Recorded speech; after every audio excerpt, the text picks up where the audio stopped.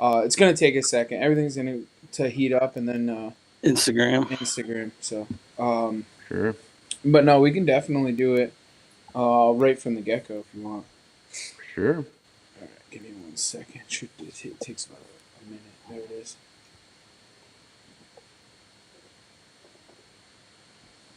A little Sunday night special here. All right. Oh, damn it. What is it doing here? Glad I noticed that.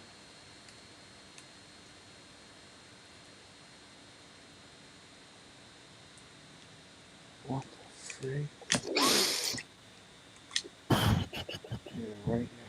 What happened? My P4 is saying right error. It's frozen. Hold on a second. You're going to lose audio for a second. All right.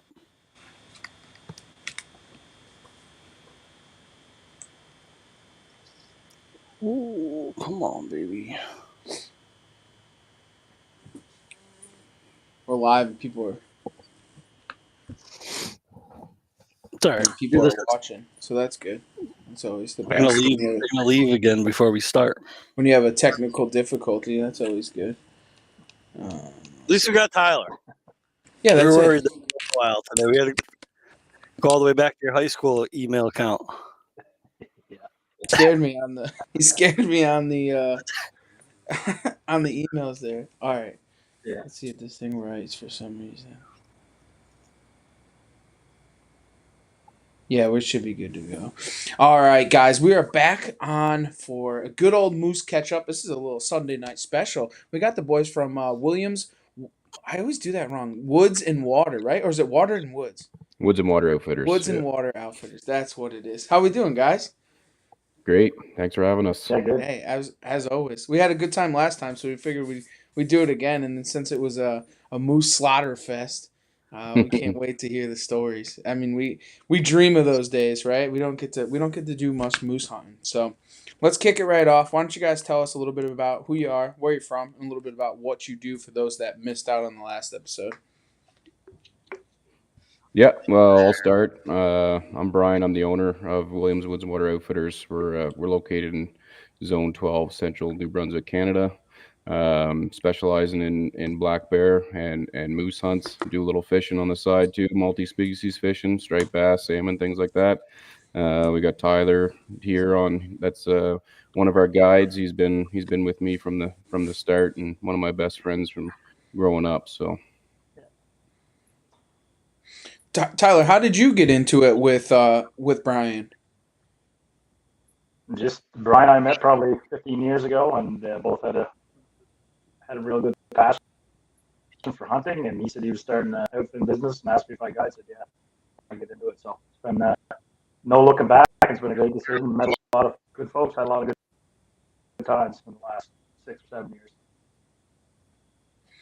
That's awesome. Is it a little bit tougher for you to get a guide license without owning a guide service, or is it a little bit different procedure?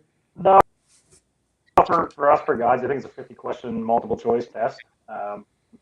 Basically, if you spend any time in the woods hunting and fishing, you're going to pass the test. And I believe there's a study for it now. That's awesome. That's absolutely awesome. Well, why don't you guys take us right back to the beginning where it all started as far as moose season, because it kicked off with spring bear, and then it went into moose hunting season. So what are you doing to prep for moose season to be successful before the clients hit camp? Yeah, we usually, we go through our bear season, May and June to, the middle of June. We're usually wrapping up and take a little bit of a breather there for a week or two, and then get back out in the woods and kind of switch gears and go into moose mode and just, really prepping our mineral and salt lick sites and putting cameras on them, just trying to keep an eye on things and watch some antlers grow over the summer and then we roll into August and September. Things start changing, and you start entering into the rut phase or pre-rut phase in early September when they're shedding velvet, and our moose season runs the last full week of September, ending on a Saturday without rolling into October. So the dates kind of fluctuate a little bit year to year, and it's only 5 days long. It used to be 3. So it's a high pressure hunt, and it takes a lot of prep work to get ready for it. And you got 5 days to get it done, and you got all those variables of the fluctuating dates, which affects the rut. You got weather being a factor, and you now, like over the last several years, there's been some rolling into hurricane season and stuff like that. So we're keeping an eye on those types of things, and yeah, so it's just, as far as prep work goes, it's just trying to keep tabs on them. But I will say, you know, over the 27 moose hunts and moose kills that I've been a part of, only one bull has been one that I've had on camera in the summer. And Wow. it just changes. It changes late August into September. It's really fun to get pictures of them though, and gets you excited leading into September. But we know it all changes, and you just kind of have to go once you get hunting, and you just go with what's going on in the woods. So you were talking about salt licks and minerals and stuff like that. Like that's you can use that in the off season, or can you also hunt them during the regular season also? Because I know some provinces they allow it, right? Yeah, I mean, there's no laws against it, but I will say that the bulls and stuff, they get off the salt in August. The cows might visit every once in a while, like leading into the fall and stuff like that, but they're pretty much done with it once you get into September, and so it's really what it is. It's just something to keep a camera on, and keep tabs, and kind of get an inventory of what's in the area, and get you excited. Surprisingly enough, though, we did. One of our bulls in our season this year was right around one of our salt sites, but we haven't had a picture of him. He was there. He was within 50, 60 yards of it when we took the shot, but we never had a trail camera picture of him all year. That's nuts. When Yeah. do they typically shed out? Like first week of September-ish? Yeah, this year,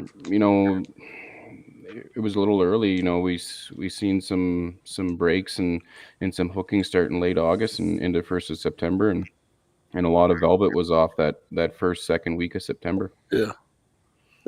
Typically, is that about when the salt licks kind of start shutting down too, when the velvet comes off, or Yeah, before? just right around that time, just right before Yeah. that. Yeah.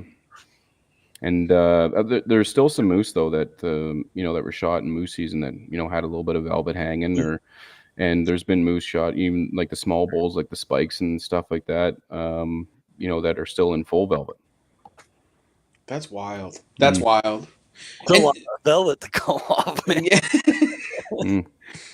Well, you see them sometimes, like they'll have like Brian was saying, you see guys will shoot them and they'll just have like pieces on some of the tines and stuff that they'll have them. I mean, we even find them during shed season that still have it on it, like they can't get it all off, or it's kind of like just kind of hardened onto it. I mean, we had one set had like this big curly thing about 2 feet off the back of it that was from velvet and just never got it off the horns, which is Yeah. pretty crazy, honestly.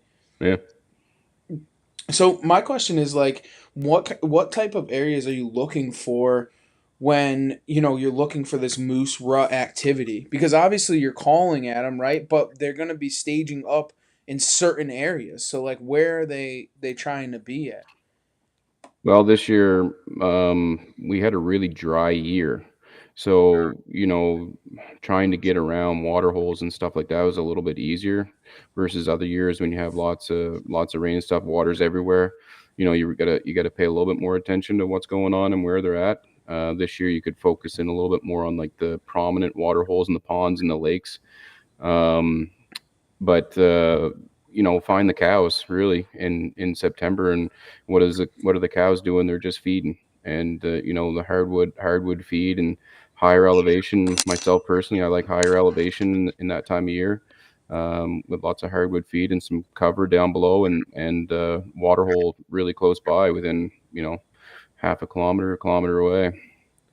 And Tyler, where do you like to focus to try and find moose? Well, I've been pretty successful hunting clear cuts, but a little bit of a different.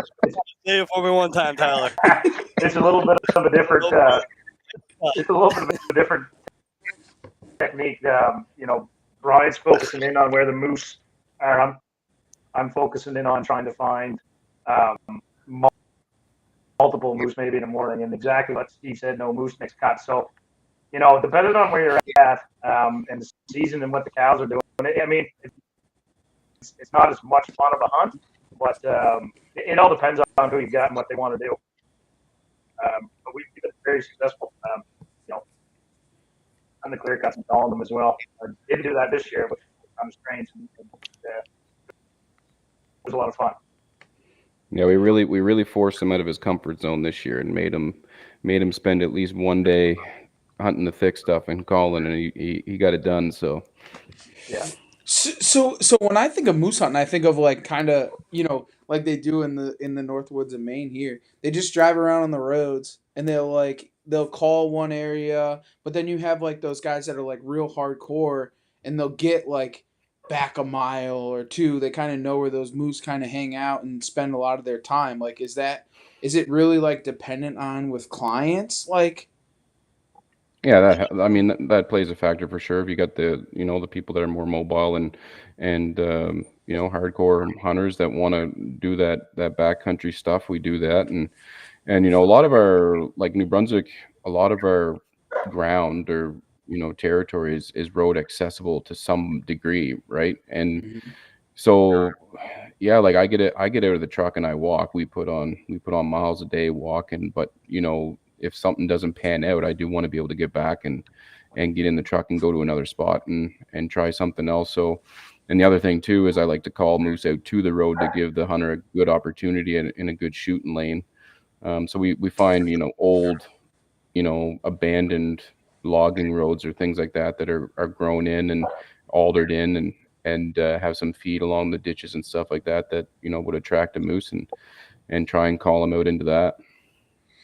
And then you're trying to shoot them as close as you possibly can to the road, right? Because then the work kind of begins and it can kind of be a nightmare. Yeah, I always say shoot till the moose is down, because every step he takes into the woods is more work for us. So Oh, that's I mean like what is like a really bad like are you allowed to um like are you allowed to quarter them out and bring them out or do they have to be whole?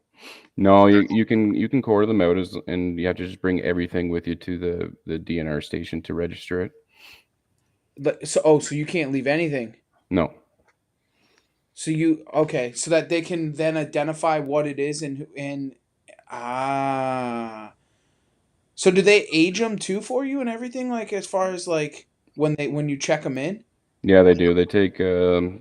They do a couple things. They take a nose measurement and their stats on what you get from the meat yield out of the nose measurement, and then they pull a tooth for aging.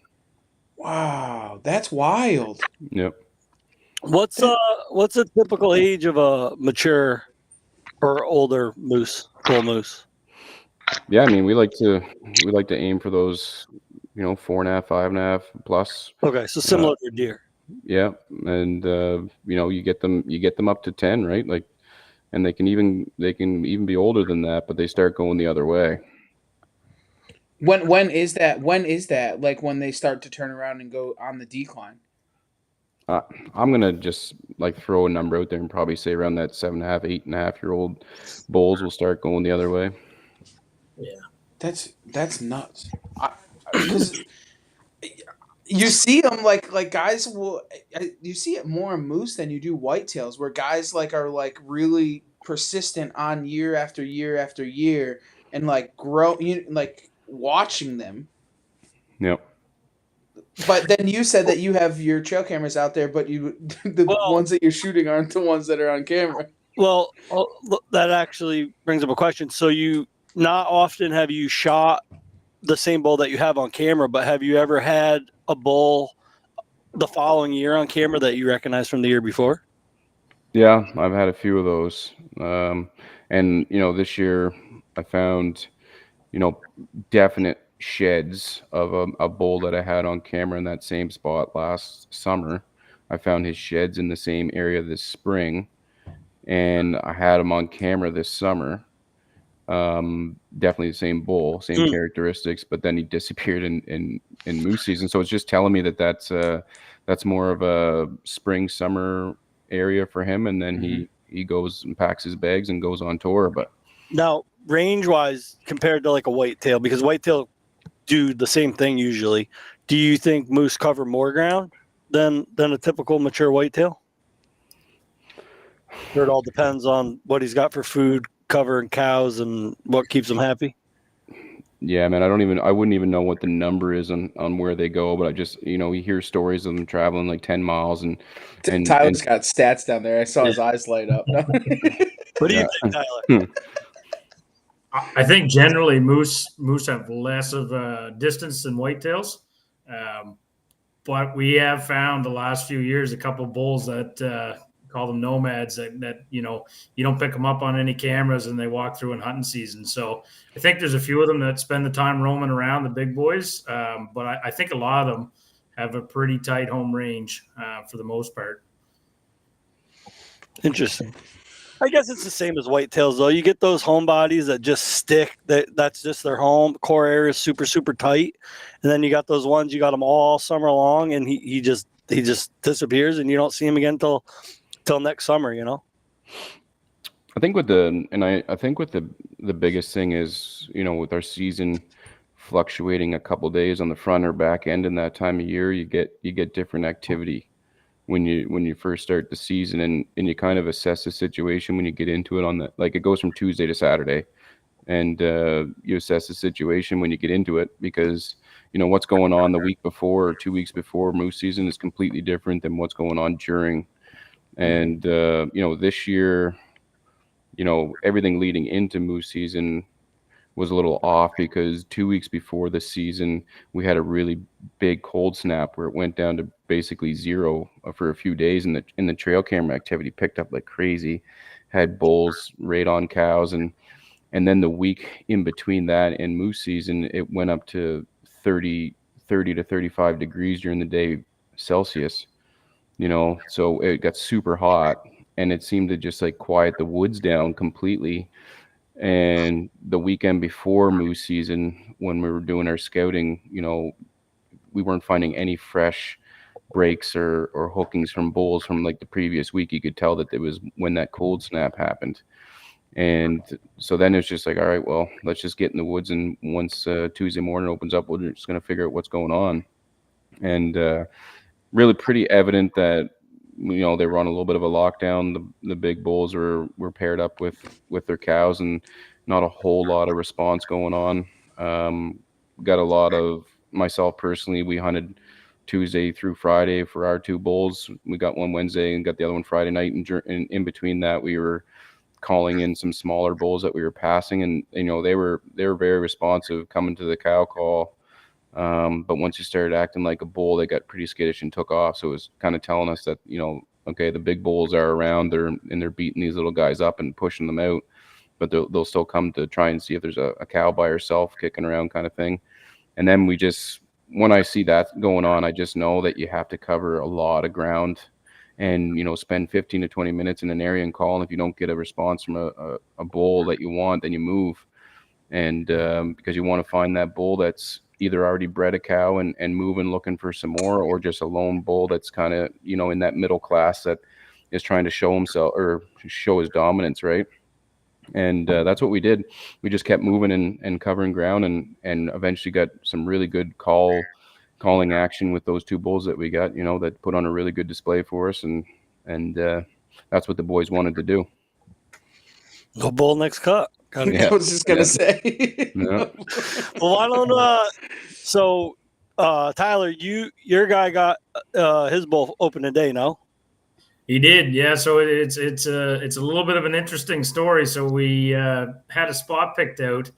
Thought we were going to be there first. We got there pretty early. Waited, heard some moose. Thought it was going to be over at daylight. Walked a mile. Realized the moose that we heard was electronic collar, and the people that beat us in the road. Which, anyways, it was kind of, we'd walked a mile and wasted half an hour. So we pretty much ran back out the road, if you can imagine that. But we got out as quickly as we could, and I went to my second spot, and there was a bit of a forestry operation going on there. So that was a bust. So then we decided that we were going to go and get away from people, which we did. We did see some moose in the clear cut that were in a really bad spot and not what he was looking for, so we passed on them. and drove into this road that Brian had pointed out. I was in there on the Saturday before. There was really no sign in there, but it was close. I said, we'll go check it. It's a 20-minute walk. And we just walked in the road and found a wallow. So we just started calling and had a cow and a calf and a 12 point come out on the road. And the 12 point was acting very strange for being with a cow. You know, he was an average sized bull. He wasn't a small guy. He had pans.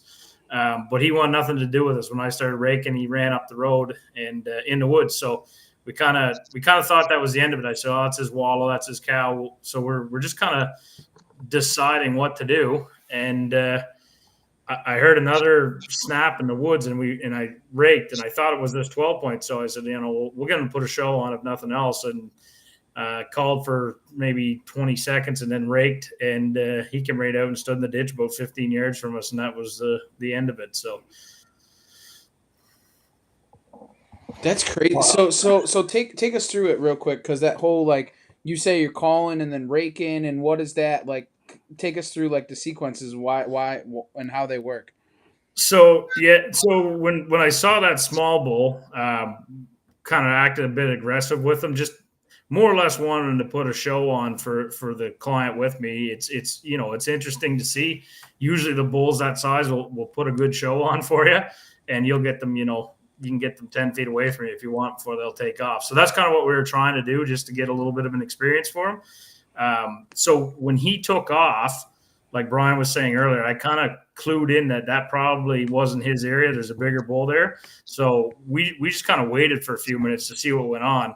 And I just heard a branch break in the woods, which, was kind of in the same area they went, but not, it was the general area, but I was pretty certain it wasn't them. So as soon as I heard that, I raked the tree. So basically you take a moose shoulder blade, a scapula, and, found a good hardwood tree, just tried to mimic a bull that's marking his territory, like the raking, and let a grunt out. And he immediately grunted back at me and started raking. So I knew he was interested.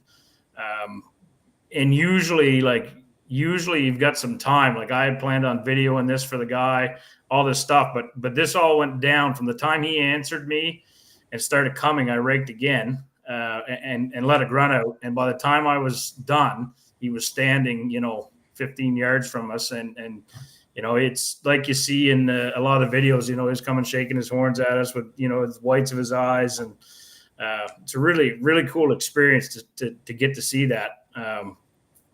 It's a bit close for my liking. I like them 40 yards or better. 15 yards is a bit tight, but he made a couple good shots. Moose ran, I don't know, 10 yards in the woods and fell down a really good spot. So it was a really good morning.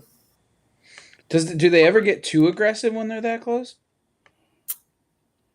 They can. Yep. I've been 8 to 10 feet from them before. And I know Brian has too, but the bigger bulls usually will come out of it quicker. It's the smaller bulls you got to watch. It's the ones that's got stuff to prove. The bigger guys kind of snap out of it pretty quick if you yell at them or clap your hands or something like that. The smaller ones sometimes, I've been in a couple spots where you're starting to look for trees to get behind so they're not coming at you. So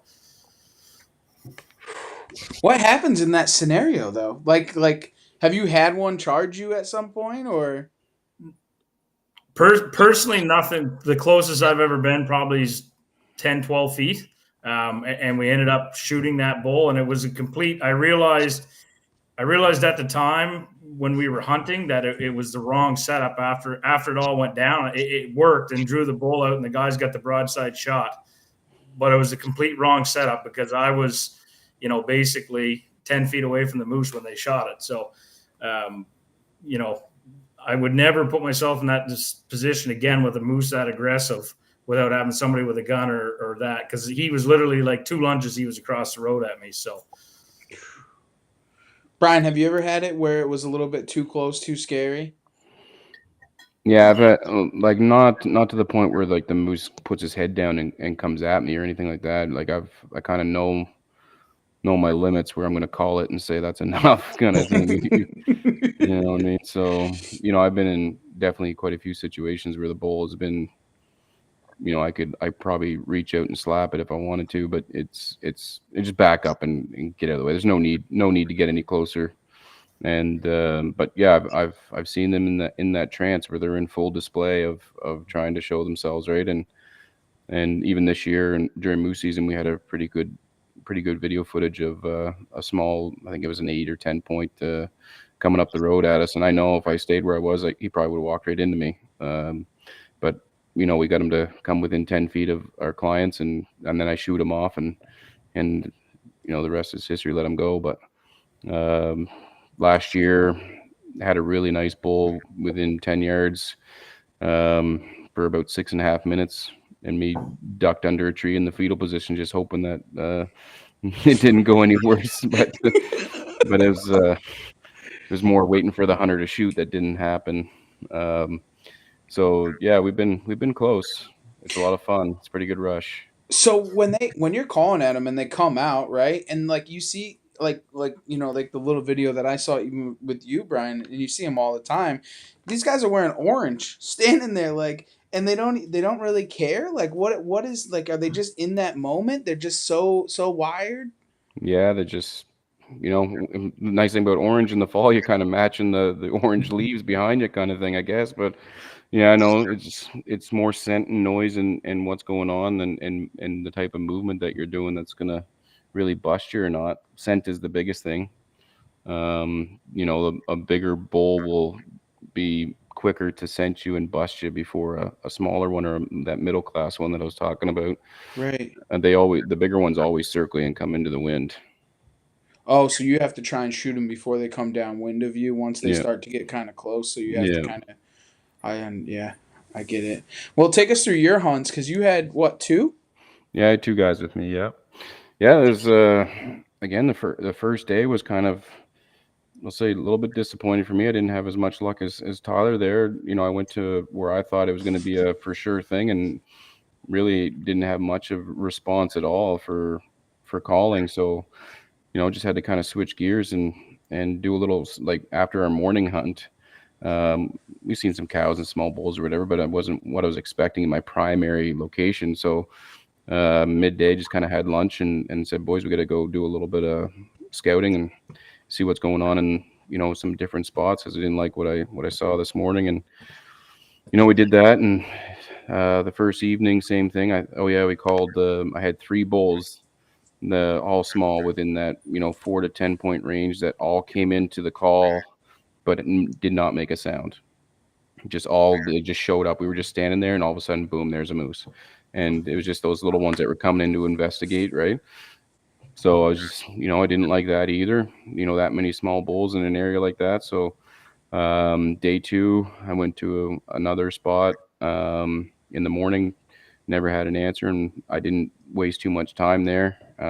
Went to another location that I knew of, and called there, and immediately got a response. And that's what I like. And this bull was starting to come, so we set up on him, and he was down over a hill in a big boggy waterhole area, and I knew it was going to take him some time to get to us, because he's probably answered about 350, 400 yards away, and it's pretty thick down in there. So he was grunting the whole way, and then when he started to rake back at me, it didn't sound like a big bull. And so I was, well, we'll just keep working him and see if he'll come out. But just as that was going on, I heard another branch snap up the hill from us. So this one was circling us, and coming into the wind. And so we were kind of not set up properly for that one, but this is when we end up shooting. He come across and come out of the plantation above us, got onto our side of the trail, and came down through the trees, raking and grunting, and got probably within 15, 20 yards of the hunters. So we had the moose and then the hunters and then me down below. And there was just a big wall of softwood trees there that moose had to clear, and he would have been right on top of the guys with the gun. And he just kind of locked up and grunted and raked, and I grunted and raked, and then he decided that he didn't like what he saw or heard, and got back out on the road and started walking down towards us. And I could see up past the hunters, and this was on a hill, and I seen this thing coming down the road through the trees, and I was signaling to them that it's a shooter, and they couldn't see it. So he come down a little ways and then turned and went back up. And then he got into the woods and where he came from, and I was like, oh, this deal's over. And all this kind of took place probably within a half an hour. So I got back out on the trail, and I said, all right, follow me. We're gonna have to go up and try and reset up for this guy because he's still grunting a little bit, but he's grunting away from us. And when I went up and I raked the trees along the edge of the trail, he just lit right up again and got really fired up and started smashing everything. So I repositioned the hunters down the hill a little bit, and I got on the directly across the trail from him, and we just had a call back and forth for another like 20 minutes, and he was raking and grunting, I was raking and grunting, and I was just trying to get him fired up, and finally he committed again and came straight out towards me.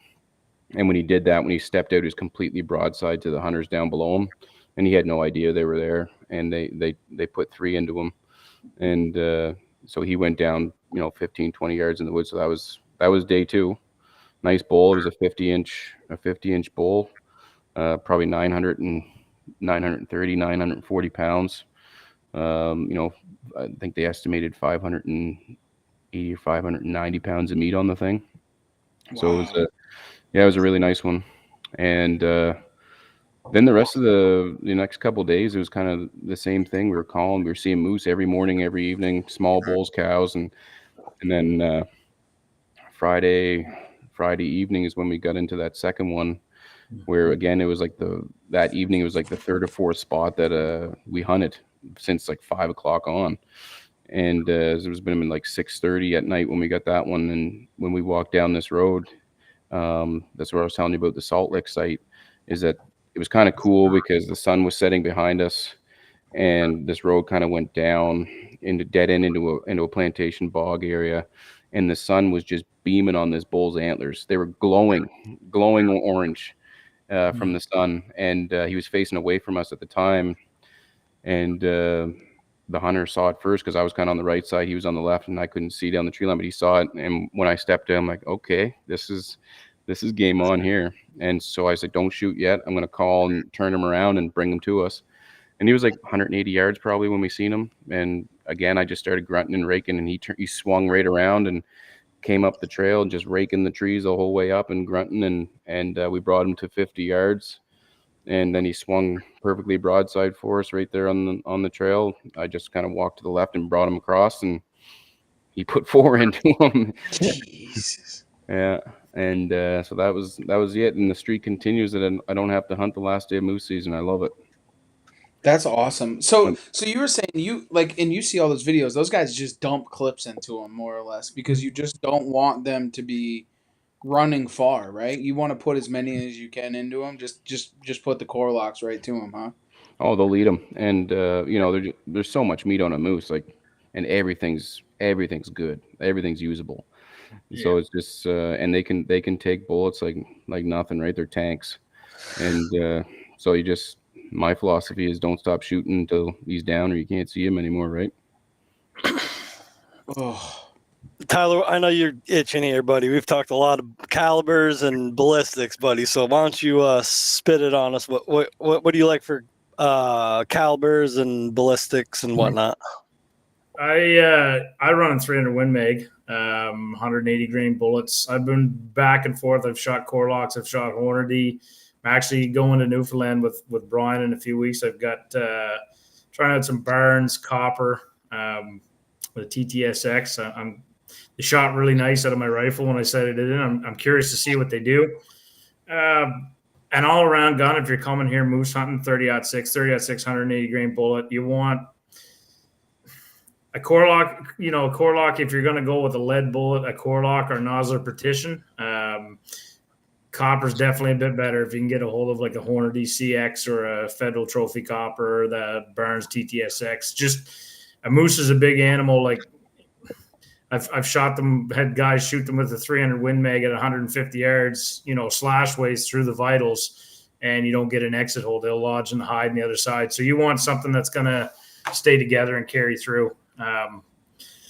Up close, all those moose the 3 of them moose that we shot were all under 50 yards, and the bullets went completely through out of the guns. It did an immense amount of damage even up that close. So shot placement's probably the the bigger key than filling the air with lead. You know, you want to make your good shot, your first shot, good one, take out, you know, double lung him or take his shoulder blade out so he's not going far. And then after that, you're basically trying to get him to fall on the road or right where he's at. I'm not sure what round it was, but I was just up at Dad's house a couple of weeks ago, and he had like 3 boxes for the 300 Win Mag, and it was something good too, Federal something or other, and he's like, no good. I'm like, what do you mean no good? He's like, talk to Tyler. He said, no good. So now he's going to the range. Those 3 range rounds now before his moose hunt because Tyler said they're no good, so can't take it. I just started, you know, using copper bullets actually the last couple of years, and you know, we've had great luck with them, great penetration on deer and moose with them. So, you know, they don't expand as much as a lead bullet, so they'll travel through, like they don't flatten right out. Those barns, I think your dad got a hold of. I think they shot really nice. Yeah, they shot really nice out of my gun. Like it wasn't, you know, usually in a lead sled, it's a half a box to get it to group, and you know the size of, you know, like an inch circle. And I only fired, I think, 4 out of it that time, and you know, 1 to get it down, and then the next 3 were all touching. So they just seemed to group really well, high ballistic coefficient, and they just shot well out of my gun. So he was looking for advice on bullets for a moose. I'm sure there's plenty more questions coming now in the next year. Yeah, that's right. The Mardics are coming moose hunting next fall. I can't wait. I might come a week early just to get in, you know, see what's going on. Yeah. In all reality, it would be awesome to dump a moose with a 45-70 or you know, one of those big, you know, Brian and I have talked about it. Our next moose hunt, if one of us gets our tags doing something like that, that'd be pretty cool. Like all those moose that we shot this year were under 50 yards. The only risk you run, and you see a big one at 300-400 yards, you're not in good standing with a 45-70 or a 4.44 Marlin. Well, you get a second gun, no? Yeah. So someone could carry a 45-70 and someone could still have the 300 Win Mag if shit hits the fan, no? Right. Yeah, you could do that. So you were just talking about going to Newfoundland. So you guys are going to hunt for yourselves? What's that? Yeah, team party.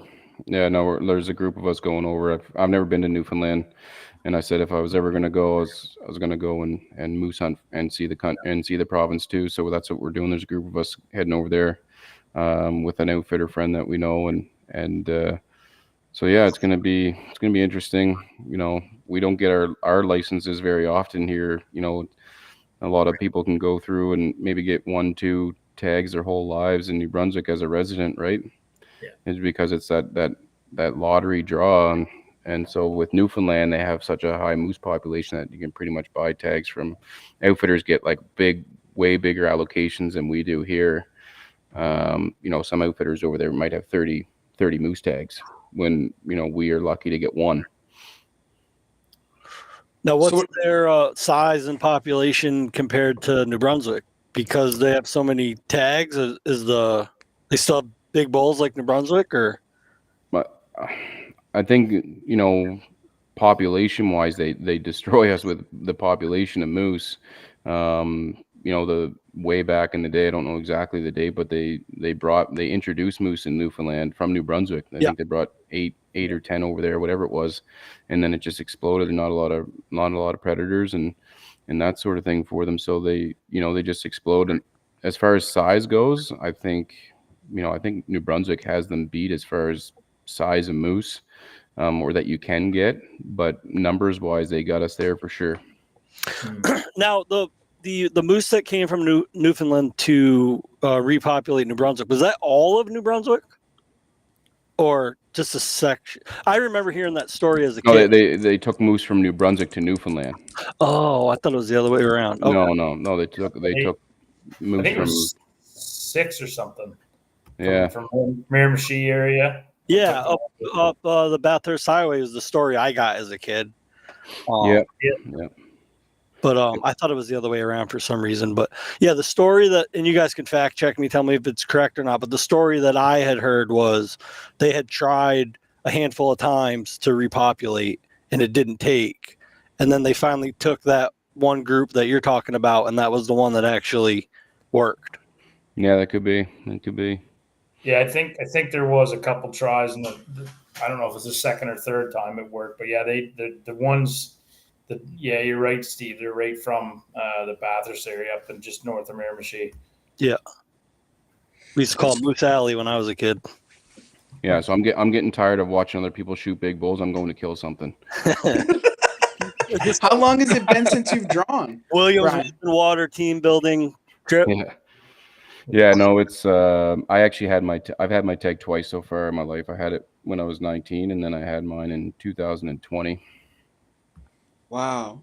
Yep. So you think you'll draw again in New Brunswick, or no? It'll be a tough.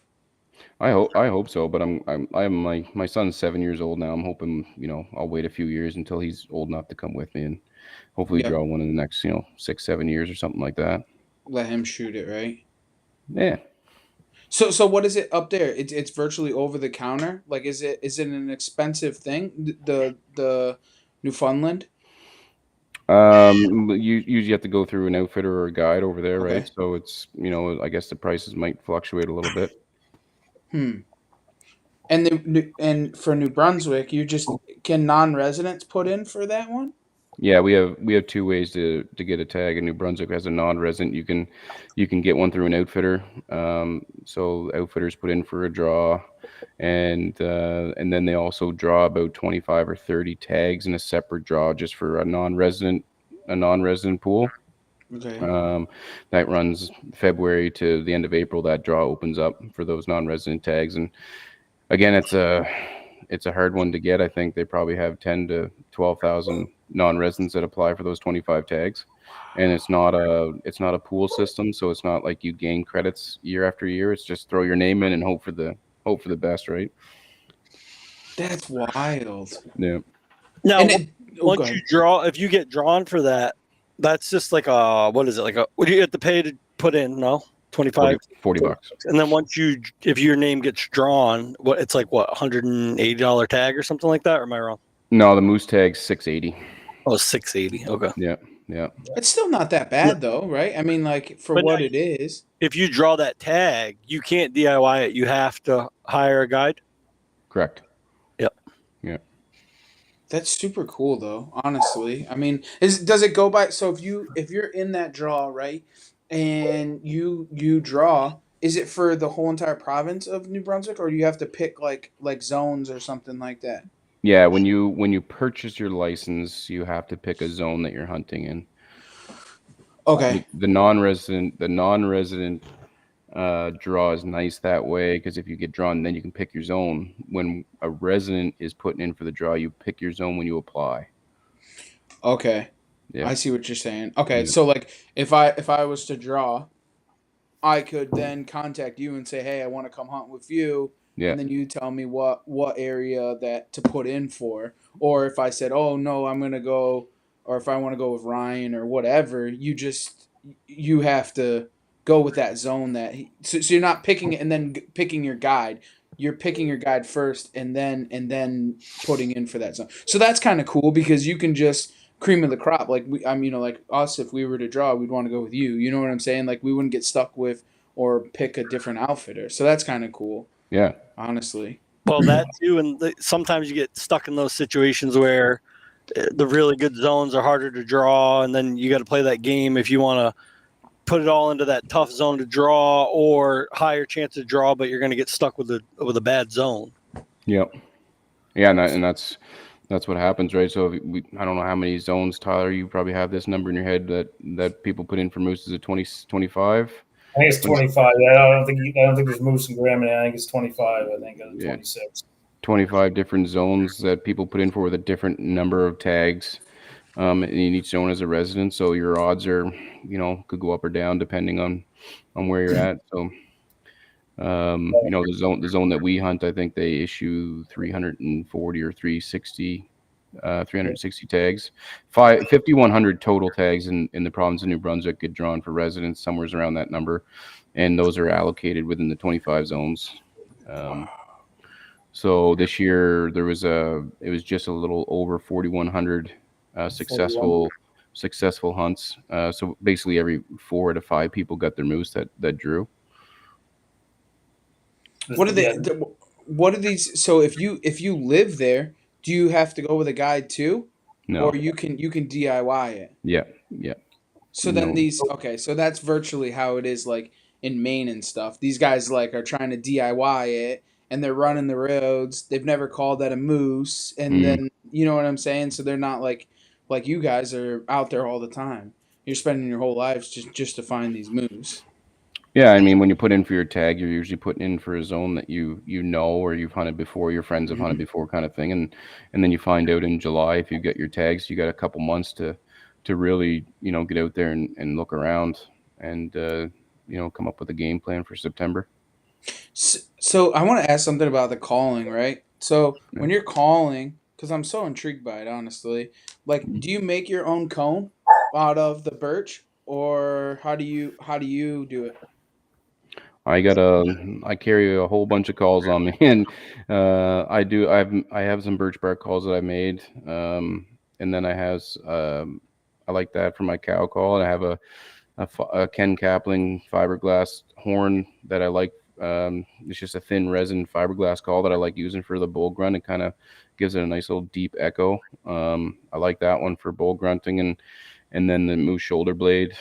Carry that with me, and then I'll start it. We use my hands and just as like a low call to see if there's something really close. But then I'll start reaching out with those horns, and then as the moose gets closer, if they're responding and coming closer, then I'll just put the horns away and just use my hands or whatever. So one of the things that I was talking to a friend of mine actually who's he's actually a pretty big moose hunter himself, but he was talking about how he takes the cone like if he's near water or whatever, and he'll Mm, like plug it on the top of the water to make it sound like they're walking. And then he said something else about taking water and put it in the cone and you like let it drip so that it sounds like I'm urinating or whatever. yeah, I thought that was kind of cool, honestly. Does that really add a huge effect to it, like the whole full circle? I think if you're planning on calling a moose to the water's edge, then yeah, I think that technique might work. I don't personally do that. But I've seen people doing it, and people that hunt ponds and lakes and things like that. I could see where that would be effective. Like you got to sound like a moose if you're doing it right, and Right. and, and moose aren't quiet. They don't. They're not like a bear. The moose, when they're coming, they're making noise. You hear them coming, and they're breaking branches and stuff like that. So when moose walks in water, you can hear that for a couple hundred yards away. When they grunt back at you, can you hear them like from super far away? Big Like time. they you because you had said before in your story that like you called at them and you could hear them from like 300 yards away. Like you can they really rip that far?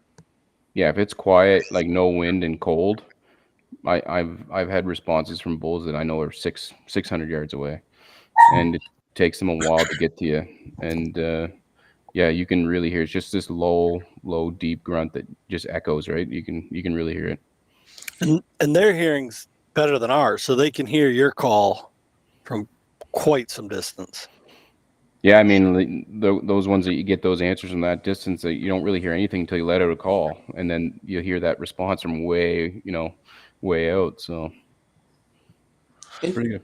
it doesn't sound like it's all that, that woo, but it doesn't sound like you would be able to hear it from that far away because I've never heard it, you know what I'm saying? So I don't know, but I just can't believe that it travels that far. I It thought it was does. more like a close quarters type thing, but No, you can hear it from a ways. I had a that pretty close encounter with a moose this spring up there at Williams with the water, but he didn't he didn't grunt. He licked the bottom of your shoe, didn't he? He did. Yeah. that's nuts. That's absolutely nuts. Oh, well, So I'm glad that you guys had a really good season. That's the best. Tyler, That's you've the been on quite a few moose hunts yourself, huh? Yeah, yeah. I was trying to remember back through. I don't know. I think the first moose hunt I went on was 2006. I might have missed a couple of years, but I'd say since at least 2008, 2009, I've went pretty well every year with someone, whether it was a non-resident or a friend or just somebody locally that had a license and I just acquired gear over time. You learn something every year. There's a piece of gear that then you learn you may need whether it's rope or pulleys or a portable winch or anything like that. So you just acquire gear over time as time goes on. And people in New Brunswick, like if you look at, I think there's 80,000 people apply every year residents for moose licenses. There's only like 35,000 deer tags that are, people buy deer licenses. So you've got a lot of people that go moose hunting that really don't know anything about moose hunting or the gear that's required to get one out. We've run into people driving around in the woods with guns and basically 50 feet of rope, right? So unless he falls on the road, you're going to be in trouble. You're not quartering a moose and moving it out if you've never done it before. There's an art to it. So once you acquire some gear, people ask you and they look. You get the gear to go, and people learn every year a little bit, and it's a lot of fun. Like I said, I've probably been going consistently since 2008. So do you use like a chainsaw winch and not that kind of thing to like get them out? Yeah, I've got one. They work in the right setting. I've had bad luck with mine. Every time I go to use it, it doesn't seem, we seem to have an issue with it. I don't know if it's just operator error, if I got a dud. But I've seen them used really effectively in tight spots or places where you would be with a chainsaw for, 2 or 3 guys for a couple hours to move a moose out. There's also those portable winches with the rope. They seem to be a little bit of a better rig. There's no rehooking. Like a chainsaw winch, you got 150 feet of cable, so you've got to you pull it in 150 feet. You've got to run that back out. So you've got to keep resetting and moving. And those portable winches, you can just put a rope around it and you pull and it comes through. So it's a little bit more versatile in that sense. That's not. I don't know. Like what's I can't even imagine walking up to an animal like that. Like when we were talking to somebody last week about it, and like even when you shoot a big buck, you walk up to them, you roll them over, you prop them up, and you get them set all up nice for that good picture. But how do you even roll a moose over to get the picture? Well, this year I'll say the moose fell completely perfect. I didn't have to prop his legs underneath him or anything, so it was easy. But it doesn't normally happen like that. It takes a couple guys, even when you're field dressing them, to get them over and rolled over and right. A lot of times in the wrong spot, it'll take a couple guys to move them around. They're a big animal. Like all those bulls that we shot live weight would be 1,100, 1,200 pounds. So you're talking something that's probably 4 or 5 times the size of a big buck. I mean, it's 150 pounds just its head and antlers. I mean, like, what do you, like that's no joke. That's crazy. All your questions, Steve, are going to be answered in about 345 days. Can't wait, buddy. I can't wait. Steve, you guys better mess with him. Like, here, move this foot over here. Like, oh no, you gotta. I'll be running the camera, man. I don't have to do anything. Oh no, you're gonna have to work whether you're following the camera or not. Like, you don't think that them boys ain't gonna put you to work? You know what Dad's gonna say? He's gonna go, bring the wrecker. Yeah, bring the wrecker. I can't wait, man. It's gonna be awesome. I wanted to come up this year so bad for that week, but I'm glad I didn't because I'm looking forward to seeing it for the first time with my old man next year. 100%, man. I not having that prequel to it and kind of getting the full vibe for the first time with him next year. Mm-hmm. That's gonna be special. It'll be special. That will be special. But it's big bear mode now. That moose is over. That's right. Yeah. Except buck mode now. Tyler, well, you been chasing those little ditch chickens yet? Yeah. I got 2 actually the opening day and haven't got any since. So I know where your secret spot is. Yeah, good bird road. I'll tell you where to go. We're gonna run a little guides tournament this weekend for grouse out of the camp on Saturday, potluck style, and weigh in at 4:00. That's awesome. $20 buy-in per team. The winner takes all. Out of the old snooze and booze. Yeah. Nice. Tyler, you getting in on that? Oh, yeah, I'm shooting all mine with a 22 40 grain to get the weight up.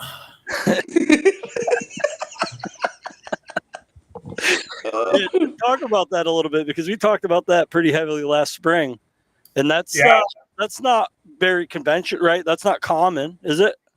No, my dad told me a long time ago. He's a hunts in the woods, was a woods hunter, and he told me when I first started hunting, we'll just say my shooting was a bit to be desired, and we were hunting one day, and he said, you want to become a better shot. He said, start hunting grouse with a 22, and so I did, and he's right, because you got to pick your shot. Like you'll fire at birds with the 22 that you'll cartwheel with a 16 gauge, and they'll run away with the 22, and you're sitting there shaking your head. But it really teaches you got to pick your shot, and you got to shoot in the head. Like if you shoot them in the body, you make a mess. So it's head or neck, and it's the size of your finger. So you're shooting at that maybe at 20 or 30 feet, 40 feet. But it definitely makes you a better shot. So I just started doing that probably 3-4 years ago, and just continued on. Now it's kind of fun. So that's what I use to hunt them with. That's awesome. What do you just hunt them? You hunt them like driving along, and you see one, hop out, and just whack it. And No grouse next cut. Yeah, no grouse next cut. Yeah, do that. Do a little bit of walking. It all depends. Like if you can. No, find you don't, Selleck. Don't lie to the audience. You don't do no walking. I do. I've got a couple spots that are secret holes. You've got to get out and walk, but I want to go there if I need birds. You're saving them for this shootout this weekend. Yeah, they're a bit away from that though. So I'm gonna have to pull out some of my good bird roads. I'm not sure of the plan yet here how this is gonna work, but that's what makes it fun, right? Yeah, that's awesome. What are you expecting for a turnout, Bri? No, I think we've got 5 teams so far. It's just kind of a family deal where just invited everyone through their families and kids as a team, and just kind of end the season with a potluck and a little bit of fun. Yeah, that's awesome. We I don't think we did it last year, but a couple of years back we did a squirrel hunting competition. Yeah. And it was like January after deer season was over, and I mean squirrel hunting is really not that big. And this was nationwide. This wasn't just local. And we did all kinds of fun prizes, like longest squirrel from tip of the nose to the tip of the tail, and people were just out shooting squirrels and posting the pictures and measuring them, and that's 21 inches. That's a big squirrel there, and it was pretty cool. We did it for like the whole month of January. Yeah, but the worst is we had the professional like squirrel hunting teams with their dogs get involved, and these guys are shooting 40 of them in a month, and it ended up becoming a little bit more serious than we thought it was going to end up being, to be honest. Yeah. But it was fun. It was cool just to get people out there trying to squirrel hunt that probably wouldn't had if it wasn't for us, doing something like that. Yeah, right. For sure. I didn't realize how hard squirrel hunting was until I started the squirrel hunting competition, and then I had to go out squirrel hunting. And what you don't know is squirrel hunting, like the squirrel hunting rut, is during deer season, right? But when you do it after deer season, they're trying to hibernate because it's so damn cold. So there's really no squirrels around. It's kind of a pain in the ass. But Steve, you got some antlers over there? You want to give them the old what rattles your antlers? I got a set right here.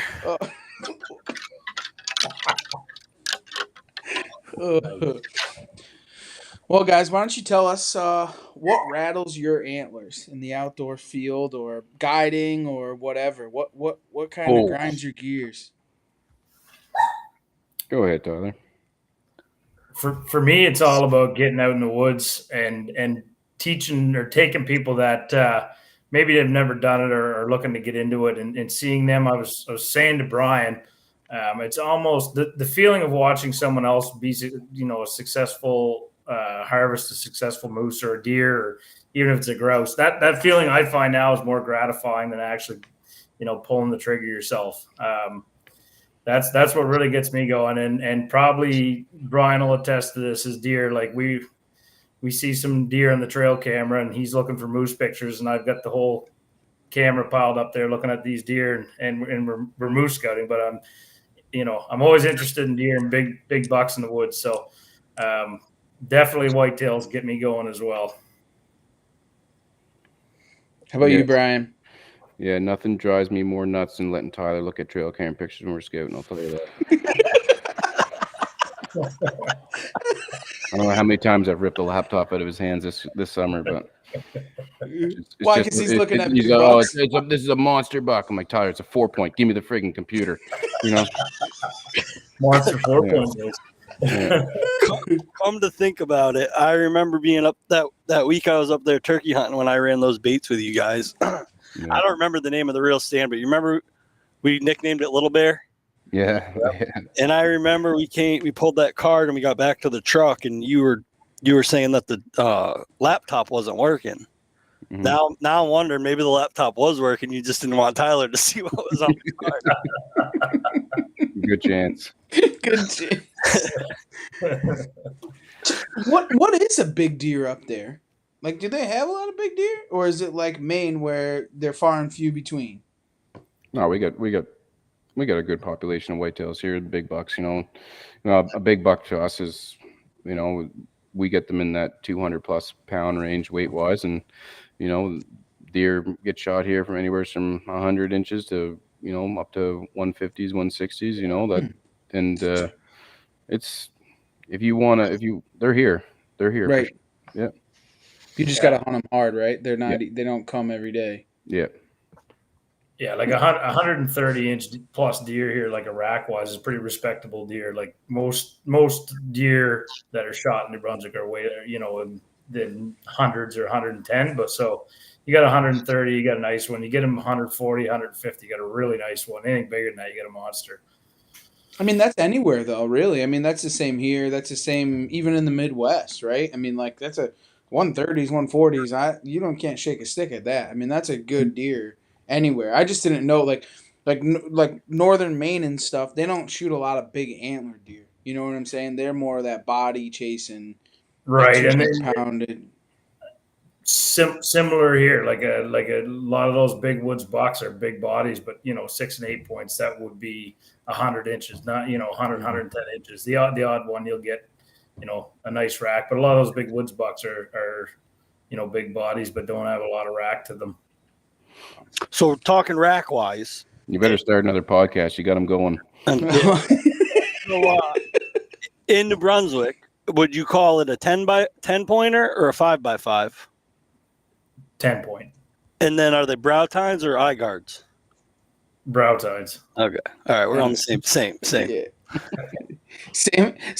Same latitude line, but more to the west. It's a 4x4, and it's eye guards for some reason. I don't know what it is, like where the variations like changes, but for some reason, it drives me nuts. Because my buddy would be like, "Oh, it's a 4-point." I'm like, "No, it has 8 points. That's not a 4-point. Oh, it's 4x4." It drives me nuts. Yeah. Nuts. I get so mad about it. So you ready for deer season though, Ty, or what? No, I'm just kind of winging it this year. I haven't even put any cameras or anything out yet, but I've got 2.5, 3 weeks off, the last little bit in muzzleloader. So I'm going to put some serious time in the woods and hope for a little bit of snow and see how it goes. Sweet. Well, boys, we appreciate you guys jumping on with us. It's been an absolute blast. We can't wait to hear and see the pictures of you guys when you guys go to your moose camp. That's got to be just an absolute great time. Before we cut you loose, you guys want to just tell everybody where they can find you if they do draw a tag and they want to come and check you guys out. Yeah, there's something going on my computer screen here. I can't see anything or whatever. But we have our website's williamsoutfitters.ca. We're on Facebook, Williams Woods Motor Outfitters. You can check out or follow us on Instagram, Facebook. Send us a message if you got any questions or anything like that, and we can go from there. Fantastic, guys! Can't thank you guys enough. Good luck on your trip. Good luck this weekend at your little grouse hunting competition you got going on. And as always, thanks for taking the ride right here on the Outdoor Drive. Thanks, boys. Thank you very much. Absolutely.